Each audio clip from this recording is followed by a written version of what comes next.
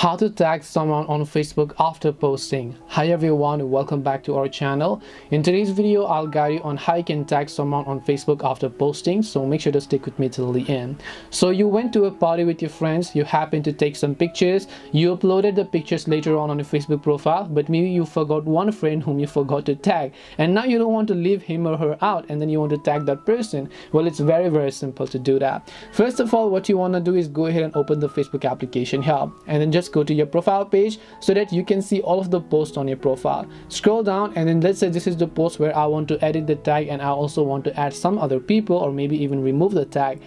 All you have to do is tap the three dots option here and then just tap the edit post option as you can find it. Once you tap on edit post, right over here you'll find this little profile icon at the bottom of the screen. So tap the profile icon. Now you can simply choose the friends whom you want to tag from here. So if you forgot to add this friend yesterday on your post, you can just select that person and then they're going to get tagged on your Facebook post. And after you've done that, you can just come back and then just tap on save changes and they're also going to get tagged in that Facebook post. So this way nobody is going to feel left out. Hope this video was very helpful. If you have any questions, feel free to leave them down. Thank you for watching till the end and see you soon in the next video.